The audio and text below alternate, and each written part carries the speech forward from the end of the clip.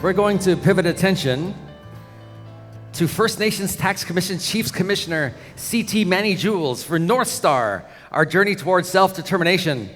My friends, let's welcome Manny.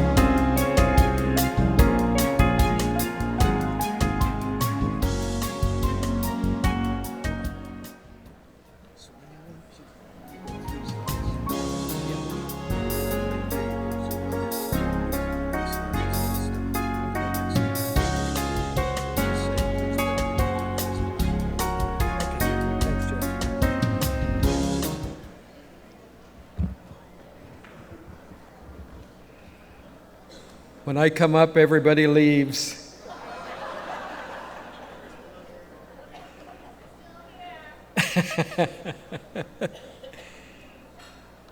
We're colonized. Now what? That's the challenge. That's right. We're having to deal with Trump tariffs. Trumped up tariffs. The Canadian government is occupied for the majority of its time thinking about these issues, dreaming about them, trying to resolve them, having dinner, having lunch, traveling to Washington, Germany, France, you name it, trying to deal with these issues. But in order to solve these issues, First Nations have to be there. There's no way that Canada can exploit the natural resources and bounty of our land without our clear involvement. Despite Bill C-5, which purportedly will be able to override our inherent jurisdictions, that isn't going to happen. First Nations are going to be able to deal with the issues as they come. There were 5 proposals that were tabled, the first projects. All of them have impacts on First Nations. The provincial governments have an obligation to deal with us. And I believe that ground zero in dealing with the provincial governments is Wab Kinew's government in Manitoba. For the first time, we've got a clear ally as a premier. Despite the fact that all of the governments, meaning the territorial, federal, and provincial governments, call us governments. Every time there's a First Minister's Conference, we're excluded. We're invited as guests, but we're not there as representatives of our respective communities and nations. We've started to do work with the Bank of Canada. The institutions have requested that we work with the Bank of Canada to analyze the impacts the First Nations institutions have had on the Canadian economy. For every dollar that we collect in taxes, TAKSIS, The federal and provincial governments collect 7. There's a huge imbalance, one that can only be rectified ultimately with a true fiscal relationship. And a fiscal relationship simply means who does what with what jurisdiction. Who can look after ourselves better than ourselves? The myriad of issues that our communities have to face, the epidemic of drugs, murdered and missing Indigenous women. Who is positioned to be able to deal with these? It isn't the federal government. It isn't the provincial governments. No matter what kind of police force you've got, our communities need independent resourcing, independent sources of revenue, and that isn't programs. Programs are something that somebody gives you, and they can take it away. We've seen that happen over many, many years. So the work with the Bank of Canada is critically important. That's Mark Carney's history, the governor of the Bank of Canada. We're also working with the Bank of New Zealand, the Bank of Australia, the Federal Reserve Bank in Minneapolis, St. Paul, and in St. Louis. The reason our institutions are working with those institutions is because when they whisper, governments pay attention. So when you look at their analysis, it's always about how many housing starts took place in the country. What is the unemployment rate? What is the cost of living? All of those statistics were left out of. They don't take us into account as part of this economy. We learned lots during COVID. We learned that we couldn't give up what our agenda is. COVID gave birth to the First Nations Infrastructure Institute because we refused not to do anything.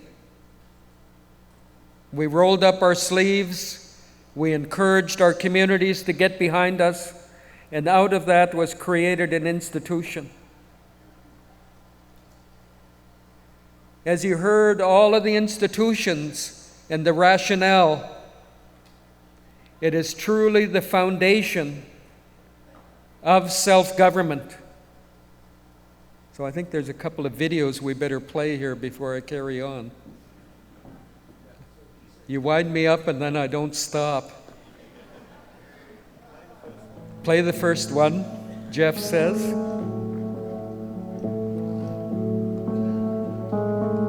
Since time immemorial, our people have looked to the stars to orient themselves and to understand our place in the world. Every nation has its own perspective of the night sky. Stars are woven into our stories and connect our culture to science. Star patterns or constellations were used as maps linking the sky to the land and indeed linking our nations to each other. The North Star has been in the sky for millions of years, a guiding light that has helped our people find their way for generations. The Chinook word for the North Star is Kul Ilahi Tsil Tsil. Today, many First Nations and the First Nations Tax Commission are guided by our own North Star. We envision a future where our lands are returned to our jurisdiction, and we build vibrant, self-sufficient economies that sustain our communities and contribute to the broader Canadian landscape. This work was started long ago by many great leaders of our past. In 1927, we were stripped of our ability to generate revenues and exercise fiscal authority, preventing us from pursuing our land claims. Since then, leaders from across the country have dedicated their lives to restoring what was taken, for us all to benefit from the bounty of our lands. Over the last 50 years, we have made major progress, starting with the Kamloops Amendment and later with the First Nations Fiscal Management Act. These steps forward have cleared the path, but our journey isn't finished yet. When we look at the night sky, we see the North Star surrounded by star maps, groups of stars that tell stories. We now see a new star map forming, one that tells the story of us acquiring our lands back, expanding our fiscal powers, growing our economies, and achieving self-determination. We see a future where we are true partners in the Canadian Federation, and our governments empowered by our own revenues to provide the services and infrastructure our people deserve. To get there, the FNTC is working with you on new ideas to expand our fiscal powers and jurisdiction and restore our lands. Together, we will build on our past successes and advance our right to govern our own lands and to determine our own futures. This work is about more than taxes. It's about creating a pathway to self-determination, economic independence, and land back. We are working on a new fiscal relationship that supports independence, cultural revitalization, and sustainable development for our communities today and for future generations. Our youth and those yet to come need us to do this work now so they can create their own opportunities to thrive, to carry forward our culture, and to build a prosperous future where they can control their own destiny. We can imagine that in 1927, our ancestors looked to the stars for guidance as their dreams of justice were denied by government legislation. Guided by the same light that guided so many that came before us, the First Nations Tax Commission is working with many First Nations and First Nation institutions to chart our path toward a vibrant, self-determined future.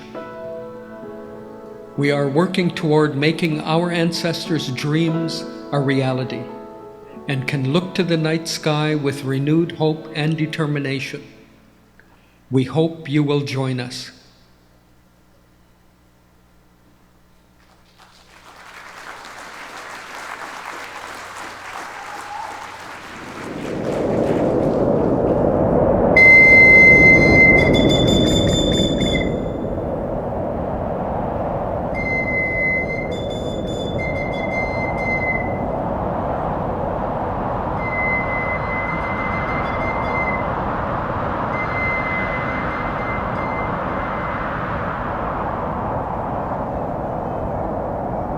Mississaugas, our dear friends, relatives, our dear friend Manny, today to give a little bit of explanation as to the feelings in his heart and his mind at this time.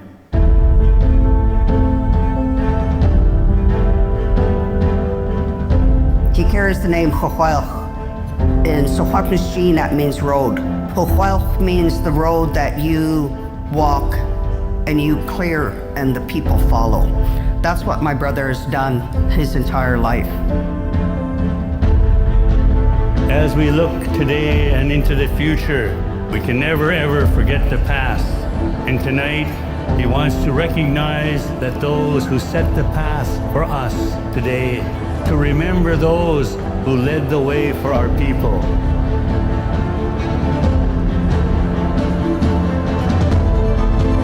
I'm honored that you're here to witness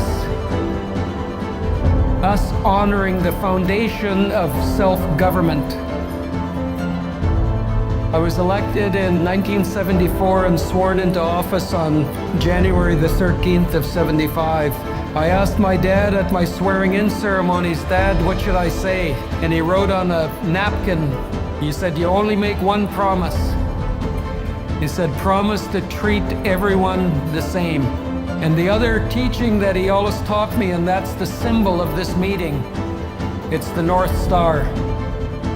Another teacher of mine, Leonardo da Vinci, said, "If you fix your sight on a star, you will never deviate." And so with both of those teachings, I wanted to honor my own community of Kamloops, West Bank, Squamish, Sechelt, and Musqueam for the teachings they gave me as a young man.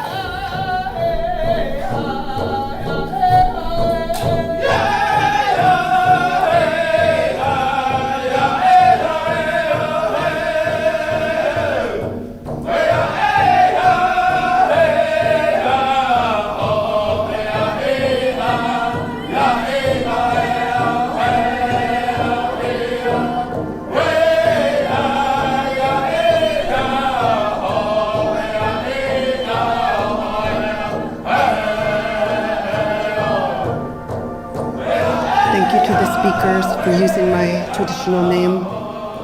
Thank you for using your voice to support the family in this beautiful work in acknowledging the foundational group, the Alliance Tribal Council of British Columbia, founded by my late dear father, Halt Chelam, Chief Delbert Guerin. Thank you for this beautiful work acknowledging our former leadership. Thank you for your beautiful work, your sacrifice from your families, the time, the energy you've taken to create these foundations in land management, taxation, self-government. These are the reviving of the jurisdictions we held since the time immemorial. I believe we had a 10,000-year land use plan. We had laws, we had regulations. We had delineations, jurisdictions taught to us by our mothers so that we knew where we were when we were on the land. We knew when we were in someone else's community. We knew how to ask if we needed anything. Ceremony truly drove our communities in a beautiful way.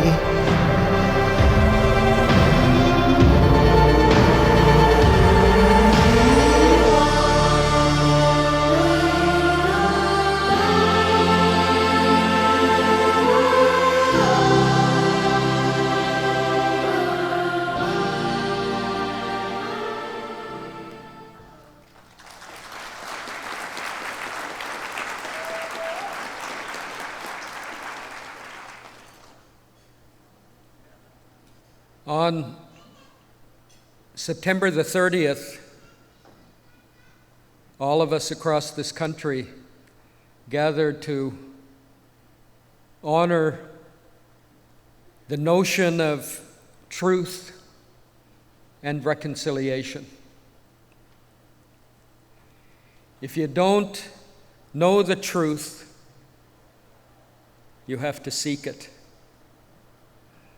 Those who deny the truth,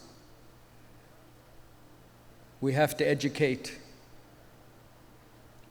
In order to get to the truth, we have to make it concrete so it can be destroyed. We live in a country that for many years fostered the denial of who we are. I want to quote Malcolm X, even though he's speaking in the context of the United States. A lot of what he says is applicable to us. Our nation was born in genocide, when it embraced the doctrine that the original American, the Indian, was an inferior race. We are perhaps the only nation which has tried, as a matter of national policy, to wipe out its indigenous population. Moreover, we elevated that tragic experience into a noble crusade. Indeed, even today, we have not permitted ourselves to reject or to feel remorse for this shameful episode. Our literature, our films, our drama, our folklore all exalt it. Our children are still taught to respect the violence which reduced a red-skinned people onto impoverished reservations. That's the denialism that we're facing today. As we talk about the residential school experience, the unmarked graves, our jurisdictions, and our pathway forward, not only as individual First Nations, but as a country. I also want to acknowledge the folks that have traveled from South Africa. They were on this same journey as truth and reconciliation demonstrated in their country, that they found their proper place, their own government. That by dealing with the past, they can pave a future.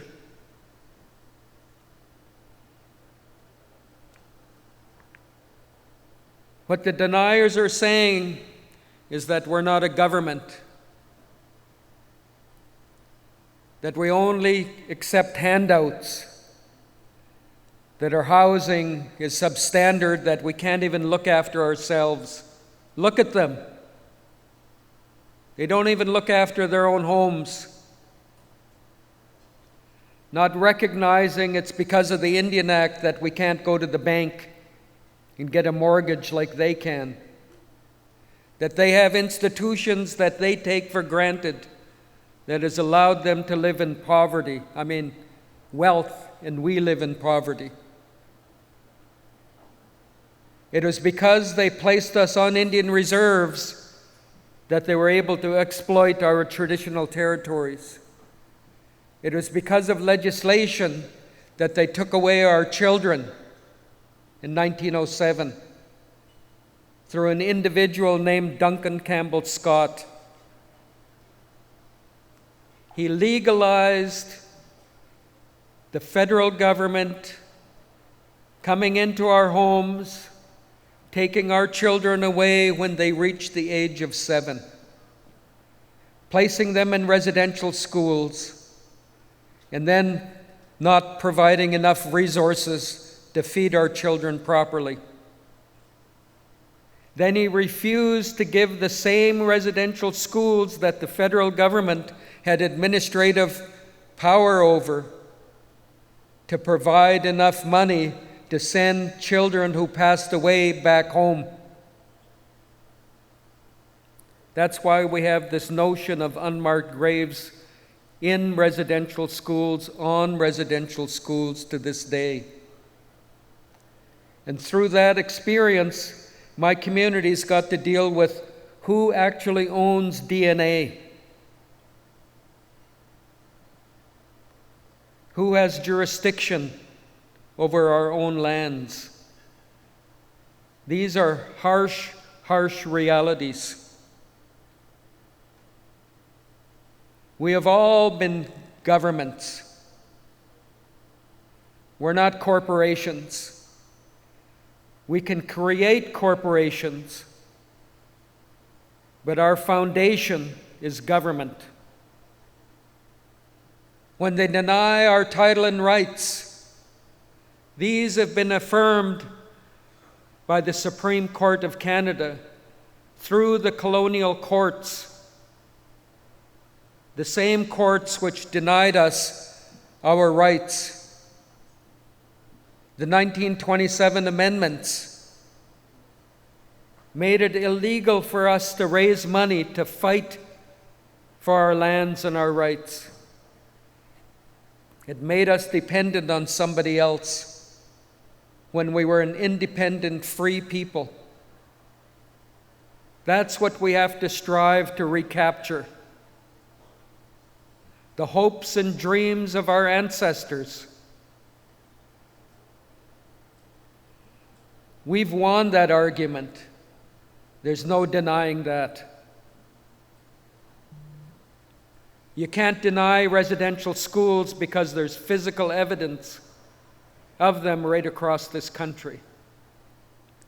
You can't deny the historical record because you can read it yourselves online.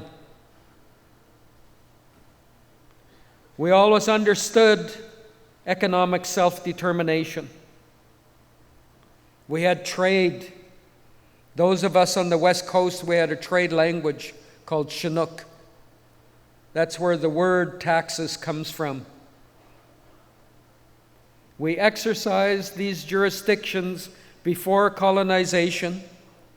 It's our responsibility to revive them, to practice them, and to ensure that the future generations never have to put up with what we've had to deal with.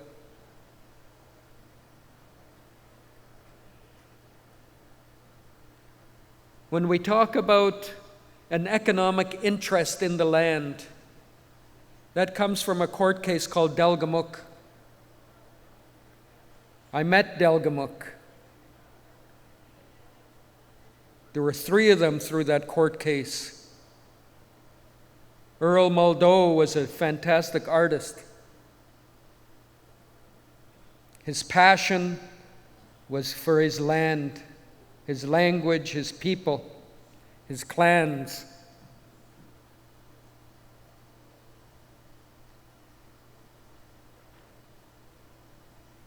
That court case made sure that our oral traditions were admissible in court. Up until that point, they said that's hearsay and evidence.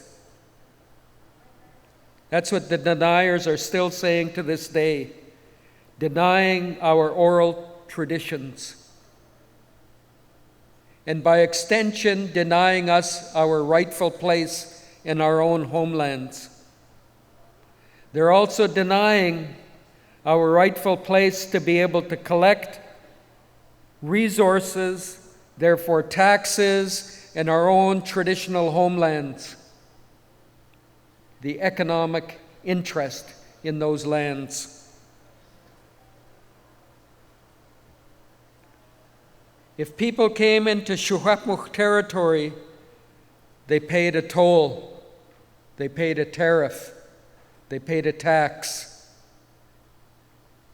either in the form of gold, timber, cattle, clothing, beads. If they hunted in our traditional territory, there was a payment to be made. We're no foreigner to this concept. It's an integral part of our culture. We know the difference between economic and fiscal benefits. Economic, fiscal benefits flow to individuals. Fiscal benefits for better infrastructure have got to come to our governments. There's no way that our communities can afford to pay for over $300 billion in an infrastructure deficit. There's no way that we should be able to pass on this burden to future generations. We have to have our rightful jurisdictions applicable in this country. Colonization was set up to destroy our cultures, our language, our history, and to legislate us out of this economy.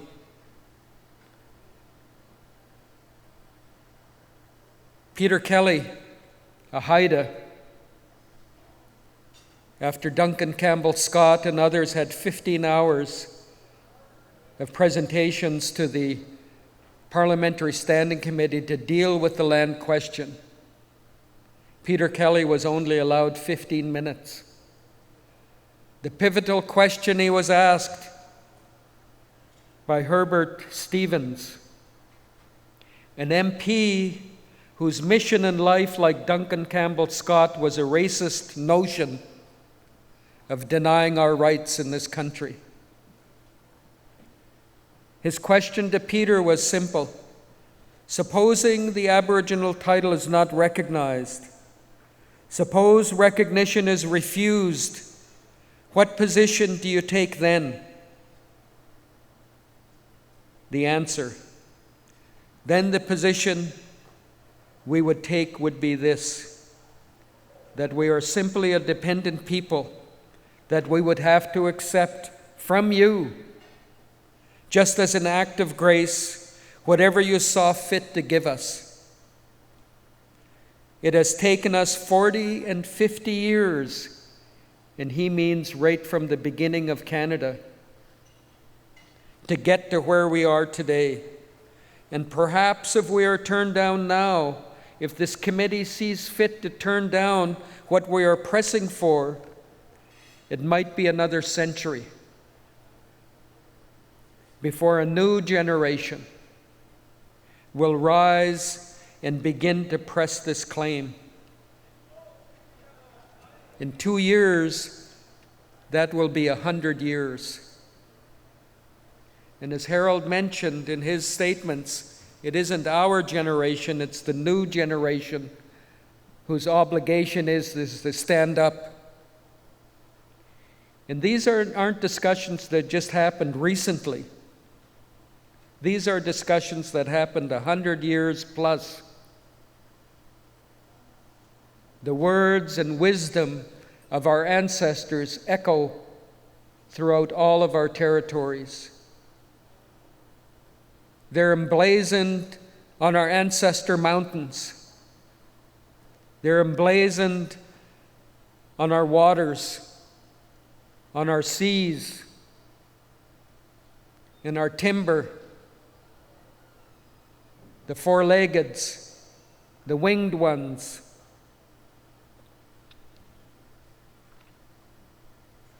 So when we talk about the institutions, we're really talking about what my dad talked about. We have to be able to move at the speed of business, not at the speed of government. That's why all of these institutions were created.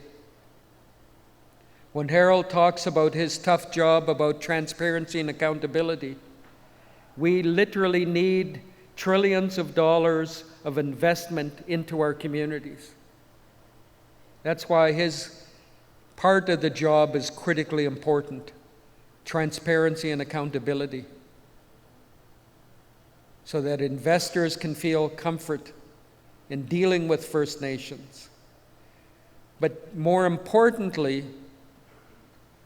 that our community members know that they're being taken care of. And we all know what's been happening in Saskatchewan with the controversy over the Federation of Saskatchewan Sovereign Nations. We can't allow that to happen, particularly with our institutions. Ernie's job has been difficult, starting from scratch, going to the international community to get funds to invest in First Nations, in Canada. And that's going to be expanded because it has to be. If we're looking at the opportunities as a result of Bill C-5, then we have to have the institutional framework to take advantage of the economic possibilities. When you consider the First Nations Infrastructure Institute, That's an important institution because we have to take control of developments in our own communities ourselves. The federal government only funds social policy issues on reserves, not business-ready infrastructure. The Lands Board is taking care of what is foundational. And our ancestors talked about this in 1909 from British Columbia, saying that we need to take care of our own ranch, to have our own land title system. And that's foundational for us as we begin to have land back.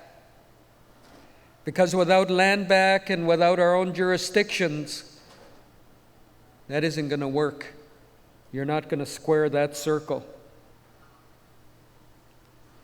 And with the Tax Commission, again, outside of programs, it's jurisdiction I'm talking about.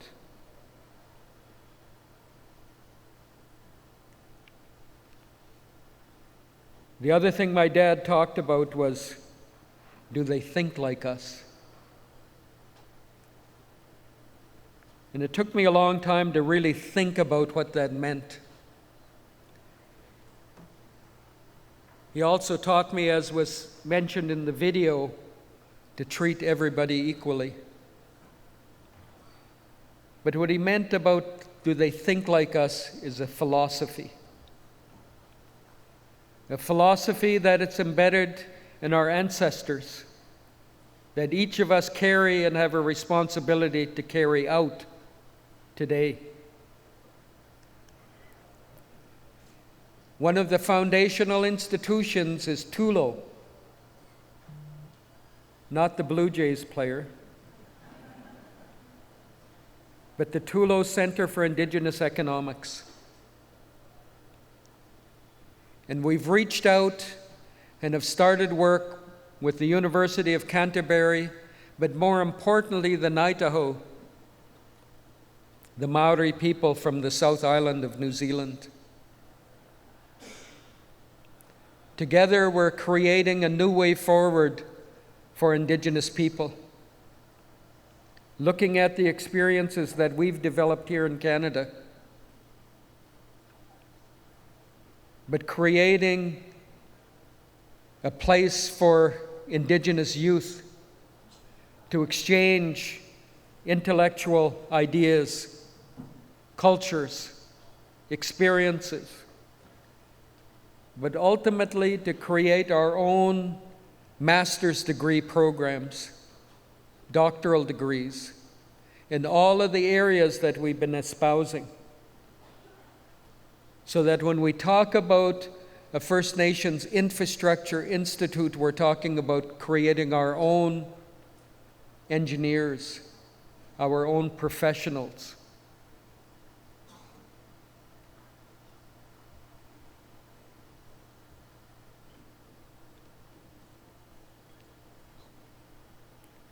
I was watching the game last night.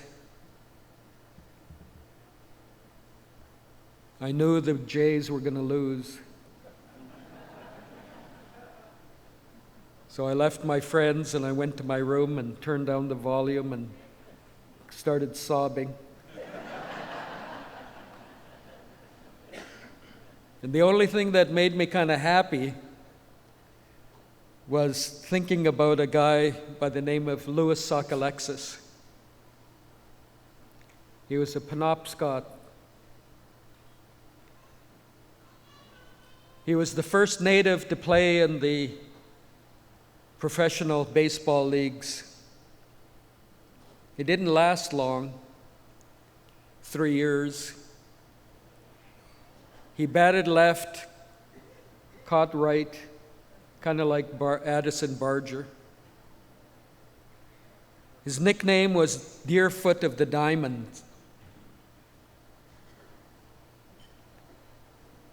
He played for the Cleveland Spiders.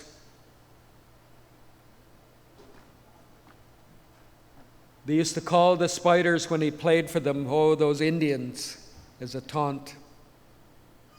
And that's how the Cleveland Indians ultimately got their name. So I thought about him as I was sobbing. Then I thought about a Yankee, because my grandpa Tommy was a Yankees fan.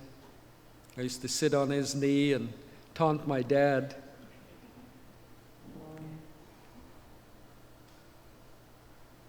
Babe Ruth. They made his pinstripes a little narrower so he didn't look so big. He would say, "Never let the fear of striking out get in your way." That's our people. Never let the fear of striking out get in our way, so we never give up. The other thing the babe said is it's hard to beat a person that never gives up. And that's a reflection of who we are. I learned a long time ago that First Nations play the long game. There's 162 games in a season. We've been playing for a while, and we'll never give up. As Chief Joseph said in 1879, my little family and I, we visited his territory just south of Portland, Oregon. He was forbidden to go back home. He was virtually a captive on the Colville Reserve, but he couldn't go back to his homeland. I feel he died of a broken heart in 1904. He's buried to this day on the Colville Reservation in Washington State. His words to me echo in this room. Let me be a free man, free to travel, free to stop, free to work, free to trade where I choose, free to choose my own teachers, free to follow the religion of my fathers, free to talk, think, and act for myself. Thank you.